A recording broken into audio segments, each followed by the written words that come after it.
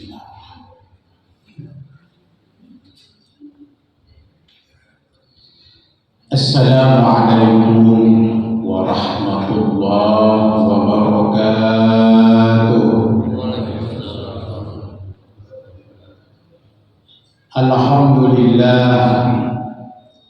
Alhamdulillahil munfarid bil ajad.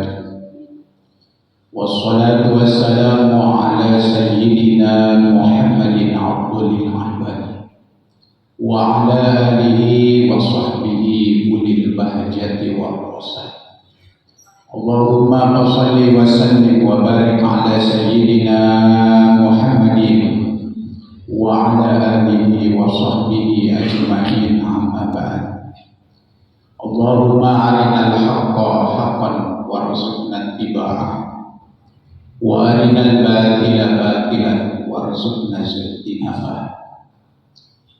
Qala Allah Ta'ala fi kitabihil karim wa huwa asdaqul qailin, yarfa'illahu alladhina amanu minkum walladhina utul ilma darajat. Al-ayat. Sadaqallahul azim wa ballagha rasuluhun nabiyul habibul karim wa nahnu ala dzalika minasyahidin wasyakirin walhamdulillahi rabbil alamin.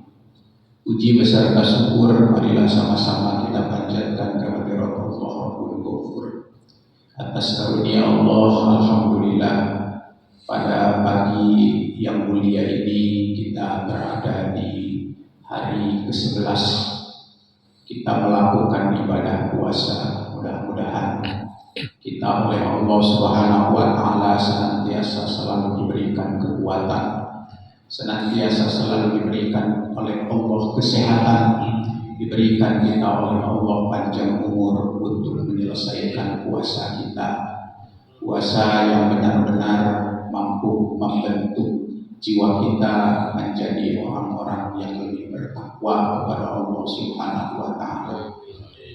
Kalau kita mau mengamati di dalam ayat Al-Quranul Karim bahwa hanya satu ibadah syariah yang akhir daripada perintah ayatnya itu ada kalimat la'allakum tattaqun. Di dalam ayat perintah sholat tidak ada la'allakum tattaqun. Di dalam ayat perintah melakukan ibadah haji tidak ada akhir ayat la'allakum tattaqun. Di dalam perintah kita melakukan ibadah zakat tidak ada akhir ayat la'allakum tattaqun. Tapi di saat Allah Subhanahu wa Ta'ala memerintahkan kepada kita untuk melakukan puasa, ya ayyuhalladzina amanu kutiba alaikumus syiyam kama kutiba alal ladzina min qablikum la'allakum tattaqun. Jadi ada akhir kalimat la'allakum tattaqun. Kalau seandainya kita mau mengamati dan boleh dikatakan oleh para ulama bahwa puasa itu adalah merupakan jalan pintas seseorang untuk mencapai predikat orang-orang yang bertakwa di hadapan Allah Subhanahu wa Ta'ala. Jadi satu kali lagi bahwa puasa itu adalah merupakan sebuah jalan pintas bagi kita sebagai umatnya baginda Rasulullah Sallallahu Alaihi Wasallam untuk mencapai predikat orang-orang yang bertakwa di hadapan Allah Subhanahu wa Ta'ala. Karena apa? Karena nilai takwa kita di hadapan Allah Subhanahu wa Ta'ala itu adalah nilai yang paling tinggi umat baginda Rasulullah Sallallahu Alaihi Wasallam. Lihat di dalam ayat Quran. Innama akramakum indallahi atqakum. Bahwa manusia yang paling mulia kedudukannya di hadapan Allah Subhanahu wa Ta'ala adalah orang yang paling bertakwa. Allah tidak akan pernah melihat seseorang dari rupanya. Allah tidak akan pernah melihat seseorang dari status sosialnya. Allah tidak akan pernah melihat seseorang dari kulturnya.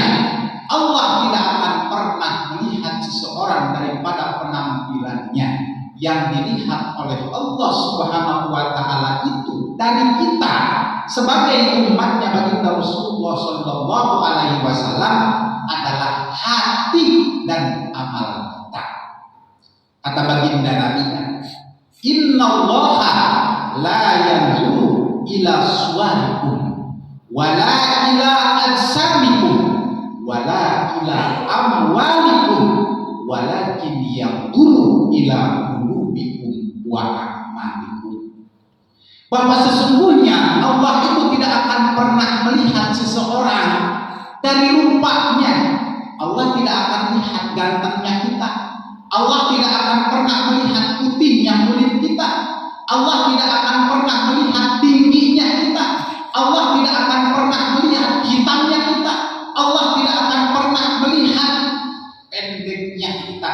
Yang dilihat oleh Allah itu hati dan amal kita. Kalau hati kita selalu terpaut kepada Allah Subhanahu wa taala di setiap gerak kita, di setiap perjalanan hidup kita, di setiap hari yang kita lewati, Allah selalu bersama kita, maka itulah nilai kita di hadapan Allah Subhanahu wa taala. Wa a'malikum, dan amal kita. Salat kita yang dilihat oleh Allah itu, puasa kita yang dilihat oleh Allah itu, zakat kita yang dilihat oleh Allah itu, amal kebaikan kita yang dilihat oleh Allah itu. Apakah di saat kita beramal itu ikhlas atau enggak? Di saat kita sholat itu ada unsur riya atau enggak? Di saat kita sedekah itu ada unsur sum'ah atau enggak? Di saat kita melakukan kebaikan itu ada ujub atau enggak? Itu yang dilihat Allah dari kita. Makanya nilai manusia yang paling tinggi di hadapan Allah itu nih, hati kita. Kata Syekh Imam Ibnu Athaillah, beliau itu salah satu tokoh sufi. Ada satu kitab yang dikarang oleh beliau yang begitu amat sangat populer, namanya kitab Sarhul Hikam. Masya Allah, ini kitab ini sangat luar biasa, menjelaskan tentang ilmu Mississippi Islam atau ilmu tasawuf, hubungan kita dengan Allah Subhanahu wa taala, hubungan hati kita dengan Rabb kita, dengan Allah Tuhan kita. Masya Allah, di dalam kitab itu dijelaskan bahwa sebaik-baik waktu di dalam kehidupan kita, sebaik-baik hari di dalam kehidupan kita, sebaik-baik jam di dalam kehidupan kita adalah manakala hati kita telah menyatu dengan Allah Subhanahu wa taala. Nah, ini yang susah. Karena boro-boro kalau kita jangankan di luar ibadah, dalam ibadah aja punya. Ini saya ini bukan zaman ini kita di dalam sholat aja. Kadang-kadang kita sering di dalam sholat itu Allahnya lupa. Kita sholat Allahu Akbar, padahal mulut Allahu Akbar, tangan kita gerak, mulut kita ucap bahwa Allah yang Maha Besar. Tapi ternyata di dalam praktek kehidupan sehari-hari ternyata masih banyak sesuatu yang kita anggap lebih besar dari Allah. Suami kita anggap lebih besar dari Allah. Harta yang kita miliki ternyata sering kita anggap lebih besar dari Allah. Status jabatan kita kadang-kadang kita anggap lebih besar dari Allah. Itu padahal kita lagi sholat. Allahnya bagaimana? Allahnya mau pergi. Kita lagi baca Al-Quran, tadarus Bismillahirrahmanirrahim, Yasin, Masya Allah. Tadarus Al-Quran. Lagi tadarus, kadang-kadang pikiran kita kemana-mana, melayang pikiran kita. Ya Allah, ini 19 hari lagi di Lebaran. Ini anak-anak belum ada yang beli baju. Gimana ini beli kue nastar? Marjan belum ada yang ngasih. THR juga tahu turun apa kagak. Padahal mulut kita lagi ngapa? Lagi baca Al-Quran. Makanya bohong banget kalau seandainya ada orang yang bilang Allahu Akbar Ustaz, alhamdulillah ini saya itu banget dengan Allah Subhanahu wa taala. Masya Allah, Pak. Susah kita menyatu dengan Allah. Makanya gini Pak, ada suatu konsep ibadah puasa yang diajarkan oleh Imam Al-Ghazali. Ada yang disebut dengan puasa umum. Puasa umum itu apa? Ini puasanya kita. Puasa yang hanya mampu menahan mulut dari makan, menahan mulut dari minum, dekat-dekat sama pasangan kita di siang hari bulan Ramadan. Itu puasa umum. Ada yang disebut dengan puasa khusus. Mana puasa khusus? Adalah orang yang puasa menjaga anggota tubuhnya, matanya dia jaga, telinganya dia jaga, hatinya dia jaga, anggota tubuhnya dia jaga dari sesuatu yang bakal merusak tentang fadilah daripada puasa tersebut. Itu puasa khusus. Dan yang ketiga, ada yang disebut dengan puasa khususil khusus. Ada ulama yang bilang ada yang disebut dengan puasa khawasil khawas.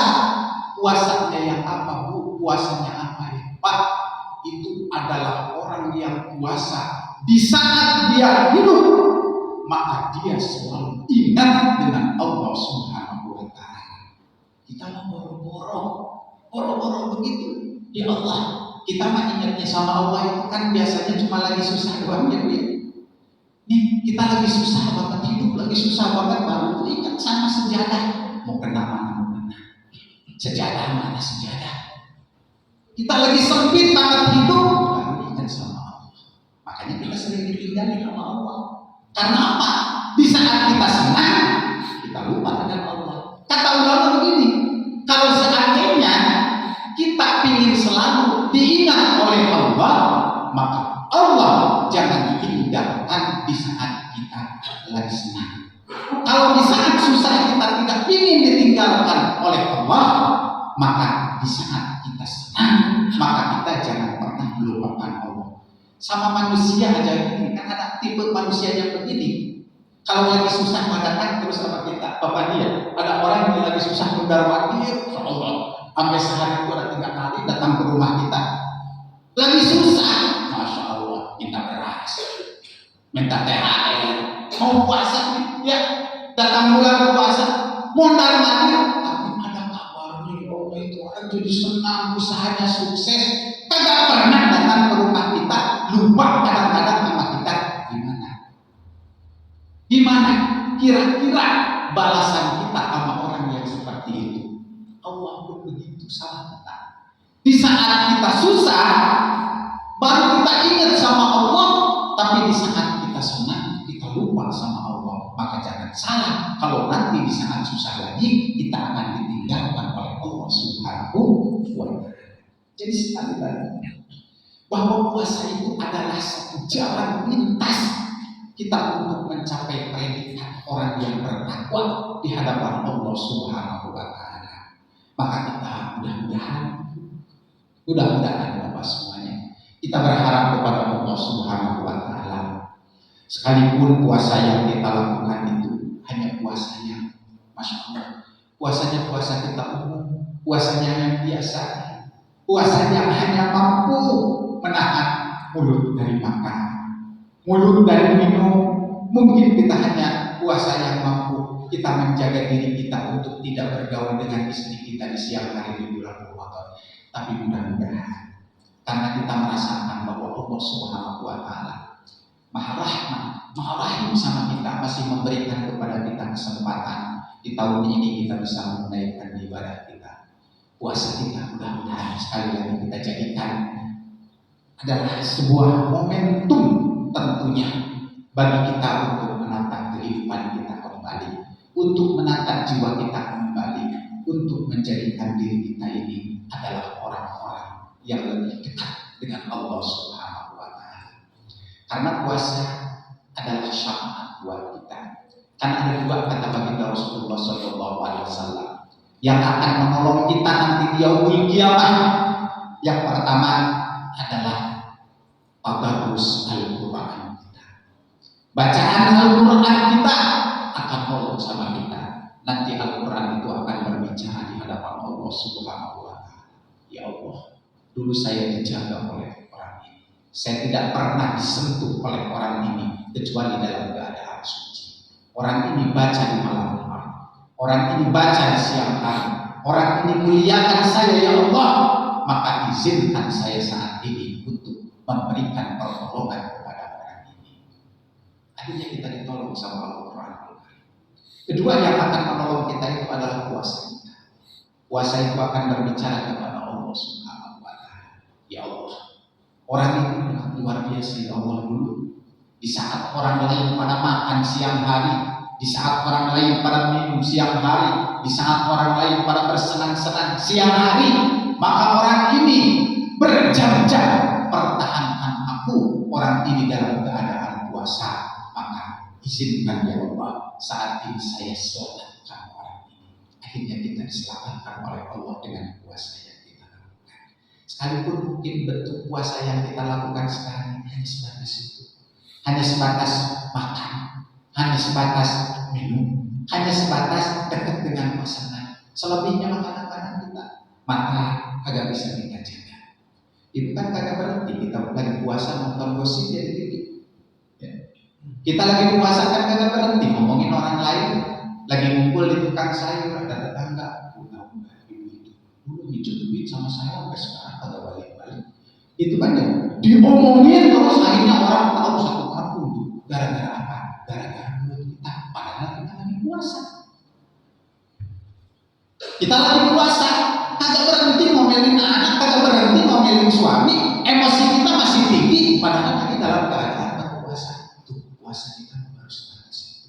Tapi mudah-mudahan sekalipun bentuknya puasa seperti itu, mudah-mudahan puasa yang kita lakukan ke 11 hari insya Allah sampai hari ini, mudah-mudahan mampu mendorong kita menjadi orang-orang yang lebih bertakwa di hadapan Allah Subhanahu wa Ta'ala. Karena hanya itu yang kita bisa sodorkan nanti di hadapan Allah Subhanahu wa Ta'ala. Hanya dengan jerih payahnya kita, hanya dengan mujahadahnya kita. Kalau ngandelin kualitas dari ibadah yang kita lakukan, sholat, ya Allah, sholat kita mau dihadapkan Allah. Puasa kita mau dihadapkan Allah. Zakat kita mau dihadapkan Allah. Ibadah haji mau dihadapkan Allah. Umrah yang katanya alhamdulillah udah berkali-kali kita pergi ke tanah suci, mau dihadapkan kepada Allah. Sementara kualitas daripada ibadah itu tidak ada nilainya di hadapan Allah Subhanahu wa Ta'ala. Melihat sisi keikhlasannya, melihat sisi-sisi yang lainnya, tapi ada satu yang akan kita bisa sodorkan di hadapan Allah Subhanahu wa Ta'ala. Itu apa? Perjuangan kita. Karena kebaikan itu kan perlu perjuangan. Ibu yang namanya ngaji ke sini, kalau nggak ada perjuangan, bayangin. Kalau mengikuti nafsu mas sekarang kan enaknya bukan ngaji, ya enaknya itu habis sahur, sholat bentar, jangan lama-lama, katanya nggak usah berjamaah, gitu kan. Akhirnya apa? Enak selonjoran di rumah, selonjoran sadar-sadar jam 7:30, sadar-sadar jam 9:30, ikutin apa? Ikutin hawa nafsu. Tapi ada nilai di dalam jiwa kita. Bismillahirrahmanirrahim. Saya niatkan hari ini pergi ke masjid. Ada ta'lim hari ini. Jaga, merangi hawa nafsu kita. Maka itulah nilai kita di hadapan Allah Subhanahu wa Ta'ala. Apalagi duduknya sekarang kita di majelis ini. Saya masih bawa satu kitab. Namanya kitab Tanbihul Qaul. Ibu bapak, di dalam kitab ini dijelaskan. Qala Nabi sallallahu alaihi wasallam an Ibnu Mas'ud, bahwa baginda Rasulullah sallallahu alaihi wasallam berkata kepada Ibnu Mas'ud radhiyallahu anhu. Ini Ibnu Mas'ud itu sahabat dekatnya baginda Rasulullah sallallahu alaihi wasallam. Pemegang, kata para ulama, rahasianya baginda Rasulullah sallallahu alaihi wasallam. Orang yang paling dekat dengan baginda Rasulullah sallallahu alaihi wasallam, di antaranya adalah orang yang sering mondar-mandir masuk ke ruang pribadinya baginda Rasulullah sallallahu alaihi wasallam. Ibnu Mas'ud. Nah, Ibnu Mas'ud itu dibilang sama baginda Rasulullah sallallahu alaihi wasallam, "Ya Mas'ud, julusuka sa'atun bi majlisil ilmi la tamsi qalaman wa la taktubu harfan khairun laka min itki al-birraqabah." Wahai Ibnu Mas'ud, Julusuka, duduknya engkau, fi majlisil ilmi, pada satu majlis ilmu, la tamfi qalaman, engkau tidak memegang pena, wala taktubu harfan, dan engkau tidak menulis satu huruf pun. Ini kayak kita nih, gak ada di sini yang pegang pena, gak ada di sini yang nulis satu huruf pun daripada ilmu yang didengarkan. Tapi ternyata kata baginda Rasulullah Shallallahu Alaihi Wasallam, khairul laka min itki al-raqabah, bahwa orang tersebut diberikan kebaikan oleh Allah Subhanahu Wa Taala laksana orang yang memerdekakan 1000 hamba sahaya. Masya Allah. Jadi orang yang duduk di majelis ilmu tanpa nulis, tanpa baca, tanpa megang kitab, tanpa megang pena, tapi dia dengarin apa yang disampaikan oleh guru, apa yang disampaikan oleh ustaz, apa yang disampaikan oleh alim, para habaib, para guru yang mengajarkan. Ternyata kata baginda Rasulullah Shallallahu Alaihi Wasallam, itu lebih baik daripada seseorang yang memerdekakan 1000 hamba sahaya. Masya Allah. Dulu baginda Rasulullah Shallallahu Alaihi Wasallam pernah berkata kepada para sahabat, memerdekakan hamba sahaya itu adalah tiada yang paling atas balasannya bagi orang tersebut melainkan surganya Allah Subhanahu Wa Taala. Jadi ternyata memerdekakan hamba sahaya itu mempunyai kedudukan yang begitu amat sangat agung, mempunyai kedudukan yang amat sangat mulia di hadapan Allah. Ternyata ngaji, kita belajar ilmu sekalipun hanya dengerin, bahkan sambil ngantuk-ngantuk. Masya Allah. Kan kalau lagi ngaji membawaannya begitu. Lagi ngaji ada dalam satu kitab, ya Ustaz gini, dalam satu kitab, jadi ada katanya setan yang khusus Allah siapkan itu untuk menggoda orang yang lagi ngaji. Ya, itu setan itu datang kemana? Pertama datang setan ke matanya. Makanya kalau lagi ngaji bawaannya ngantuk dia, nggak ada yang lagi ngantuk banget, itu mata berat banget. Itu kan mata berat banget. Kemana kagak mempan? Lahirnya kemana? Lahirnya kemana? Ke sini biasa. Makanya ada orang yang lagi ngaji, ustaznya ngomong, wah kenceng banget, jamaahnya juga ikut ngomong, berisik banget. Udah, ya ada. Itu kan ya setan lari ke sini nih. Ya. Sebelum puasa kemarin, pas diskusapan saya diundang ceramah itu ke daerah hampir Bogor, perbatasan Bogor, itu kan Masya Allah itu masjid besar banget. Ternyata salah mungkin nyetingnya, di bawah bapak-bapak, di atas anak-anak ustaz. Kagak ada yang bimbing. Masya Allah, itu lagi ceramah udah ada kagak beres itu. Ditargetkan waktu harus ceramah 1 jam, kagak kuat. Cuma setengah jam, teriak-teriak itu kan ya. Suara kuat-kuatan sama anak yang lagi berisik di atas, itu kan Masya Allah. Ya, setan larinya ke situ. Kemana? Mata kagak mempan, mulut kagak mempan, akhirnya ke sini. Ya, sini ya. Makanya kalau lagi ngaji bawaannya apa? Beli banget ya. Udah begini ibu ya, ibu udah begini. Udah ada yang begini, gitu kan?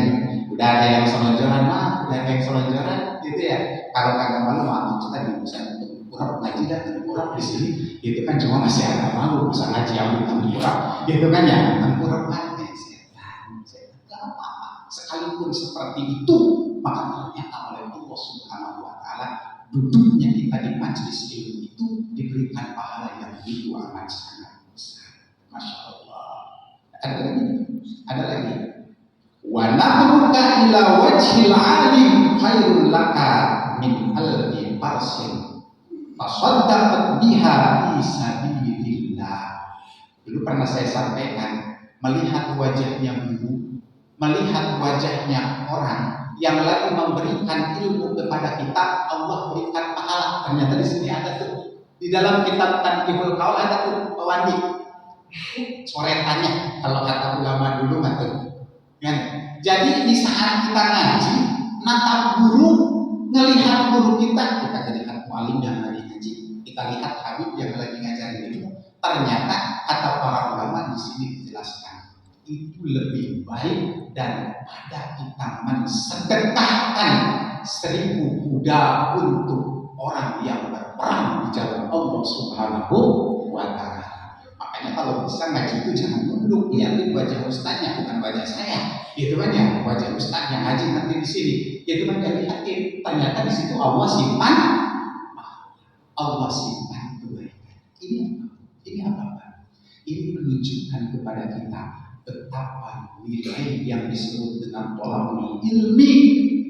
Kita ngaji itu begitu amat sangat besar pahalanya hadapan Allah Subhanahu wa Ta'ala. Syahidallahu annahu la ilaha illa huwa wal malaikatu wa ulul ilmi qaiman bil qist. Begitu kata Allah di dalam Al-Qur'an. Allah nyebutin 3. Pertama Allah, kedua malaikat, wa ulul ilmi, dan yang ketiga adalah orang yang diberikan ilmu oleh Allah. Jadi orang yang diberikan ilmu itu kedudukannya Allah, kemudian malaikat, wa ulul ilmi adalah orang yang diberikan ilmu oleh Allah Subhanahu wa Ta'ala. Makanya tadi di awal muqaddimah saya bacakan ayat Al-Quran. Yarfa'illahu alladzina amanu minkum walladzina utul ilma darajat. Bahwa Allah Subhanahu wa Ta'ala mengangkat kehormatan seseorang, mengangkat derajat seseorang. Mana? Orang yang beriman kepada Allah dan orang yang diberikan ilmu oleh Allah. Lihat para ulama yang begitu amat sangat mulia kedudukannya di hadapan Allah Subhanahu wa Ta'ala, yang begitu amat sangat agung kedudukannya di hadapan Allah. Dengan sebab apa? Dengan sebab iman dan dengan sebab ilmu. Maka mari kita tanamkan di dalam jiwa kita, mari kita tanamkan di dalam hati kita. Kita niat Bapak selama kita masih hidup, kita jangan pernah meniatkan ngaji mau berhenti, jangan ngaji, jangan niat kita berhenti. Saya bismillah dari mulai dulu 5-6 tahun ke belakang ada lagi masih zaman pengurus Bapak Ustaz Haji Idris almarhum, ada yang datang ke rumah almarhum Ustaz diajak Ustaz mau katanya gitu ya, kalau seandainya bersedia enggak untuk ceramah sebulan seminggu sekali di Masjid Al-Istiqomah, tapi pagi hari Minggu. Saya bismillah tawakkaltu ala Allah, la haula wala quwwata illa billahil aliyyil azim. Saya niatkan insyaallah selama kita masih bisa, selama kita masih sehat, selama kita masih mampu, selama kita masih hidup, insyaallah datang. Alhamdulillah 6 tahun itu kan ya duduk di majelis Al-Istiqomah ini. Niatin, jangan sampai kita niatin berarti nggak ngaji ya, agak semangat ngaji. Itu aja, ngaji kagak ada humornya. Ngaji mah jangan niat dengerin humor. Kalau ngaji bukan dengerin humor, buka aja lawak, buka aja stand up. Ngaji mah bukan dari humor, bukan ngaji ketawa. Kalau ngaji ada humornya berarti bonus. Ya, tapi sekarang yang laku itu apa? Ustaz yang ramai, yang laku di Ustaz ramai, bayarannya juga mahal banget. Wah, kadang-kadang gue ngundang Ustaz kamu susah banget, berapa bayarnya 30 juta. Padahal cuma tawar-tawar doang. Gitu kan ya, tawar-tawar doang. Bayarnya berapa? 15 juta, ada DP lagi. Gitu kan ya, ada DP lagi. Kayak kecil motor. Gitu kan ya, padahal cuma ketawa-tawa doang. Gak ada. Kadang-kadang gak pakai hadis, agak pakai ayat Al-Quran. Sumbernya dari mana? Di saat ditanya, jawabannya hemat saya. Kan pintar sekarang. Lihat, dai kadang-kadang ditanya, maaf, ya saya mau tanya. Maaf Ustaz, saya mau tanya, bagaimana hukumnya? Bagaimana hukumnya? Ada yang jawabannya begini, menurut hemat saya sudah aja itu. Buruk sopan santun nama kiai, buruk sopan santun nama ulama, buruk sopan santun nama kitab. Ya, ada satu kitab yang dikenal oleh Al-Baqurlah, Muallim Safni Hadami, gitu kan ya? Itu ada satu kitab, itu kan ya, Masya Allah. Itu buku yang dikarang oleh beliau 10 jilid buku besi. Itu kan ya, itu semuanya mencantumkan dari setiap jawaban yang ditanya oleh jamaah referensinya dari mana. Kitabnya anu, yang ngomongnya ulama anu, yang ngomongnya imam anu. Tapi kadang-kadang sekarang seseorang menjawab itu menurut hemat saya. Imam Al-Ghazalinya kagak dibawa, Imam As-Syafi'inya kagak dibawa, Imam Hanafinya kagak dibawa, ulama-ulamanya kagak dibawa. Jawabannya menurut hemat saya. Masya Allah. Nauzubillah min dzalik. Makanya keberkahannya dihilangkan oleh Allah Subhanahu wa taala. Jadi ngaji itu niatin. Selama kita masih bisa, selama kita masih nggak harus ke masjid Al-Istiqomah, di mana aja ada majelis ilmu kita datangi. Karena di situ Allah simpan kebaikan. Man salaka tariqan yatlubu bihi ilman, salakallahu lahu tariqan ila jannah. Bahwa siapapun orangnya yang meniti perjalanan menuju majelis ilmu, maka siapapun orangnya yang berjalan menuju majelis ilmu, maka orang tersebut adalah seakan-akan yang berjalan menuju surganya Allah. Maka boleh dikatakan, ibu berangkat dari rumah ke sini, bapak berangkat dari rumah ke sini, niat mau tolak beli, ya niat mau tolak beli ini ke sini, maka seakan-akan kita itu lagi menuju perjalanan menuju surganya Allah Subhanahu wa taala. Mudah-mudahan kita bersama-sama surganya Allah Subhanahu wa taala.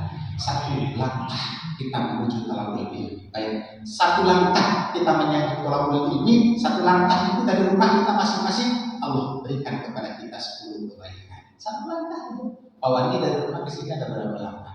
Ada kali 300 langkah. Kita itu satu langkah 10 dikali 300 langkah. Banyak banget setok pahala dari Allah Subhanahu wa taala. Cuma itu jangan pahami besok itu kan dari rumah ke sini terus dikaliin, mau banyak banget pahala saya sampai diupdate di status misalnya, alhamdulillah kalau ini dapat pahala 5.000. Jangan. Kadang-kadang kan orang sekarang itu kurang ajar ya, kebaikan aja di update di status gitu kan. Maksudnya apa coba? Alhamdulillah. Ada orang yang pasang status penting, alhamdulillah, sekalipun kondisi lagi kurang sehat masih bisa sholat malam. Maksudnya apa coba? Maksudnya apa?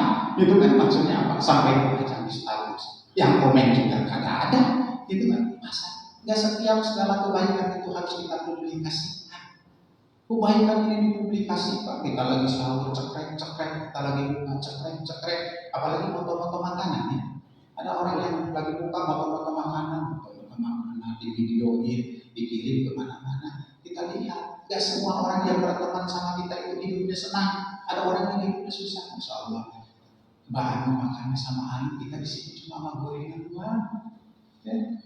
Bahan sama gurame, sama anis, itu kan gurame saus padang, Masya Allah, makannya hebat banget. Kita di sini cuma sama ikan teri doang, sama jengkol, gitu kan. Masya Allah. Akhirnya apa? Orang tersakiti. Ini bahaya ya, bahaya sekarang itu bisa menghancurkan pahala kebaikan. Makanya dijaga, berhati-hatilah, biar pahala kita agak hilang. Diupdate semua, apapun dikirimkan, bahkan di grup, itu kan nggak semua begitu, kecuali yang berkaitan dengan kebaikan.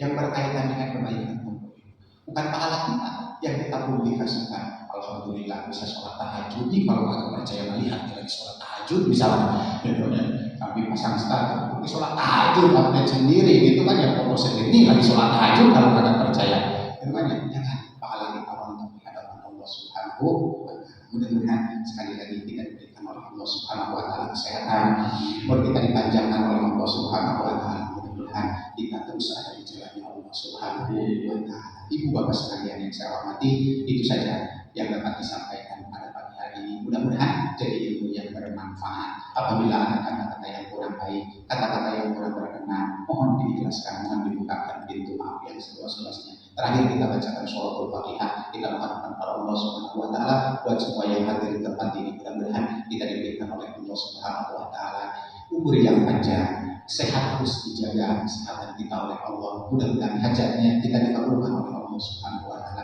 Kita doakan guru kita, orang tua kita, orang-orang yang kita cintai. Wabil khusus guru-guru kita yang telah pergi meninggalkan kita, yang berjasa buat Masjid Al-Istiqomah ini. Alhamdulillah, Akhir Haji Mantofan Firdaus, mudah-mudahan dan yang berjasa untuk Masjid Al-Istiqomah ini semuanya mudah-mudahan Allah terima kebaikannya. Amin ya Allah ya Rabbal alamin. Ala hadhihi wa ala kulli niyatin shalihah. Al-Fatihah.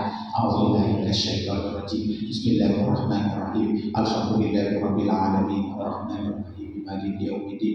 Iyyaka na'budu wa iyyaka nasta'in. Ihdinas siratal mustaqim. Shiratal ladzina an'amta 'alaihim ghairil maghdubi 'alaihim waladdallin.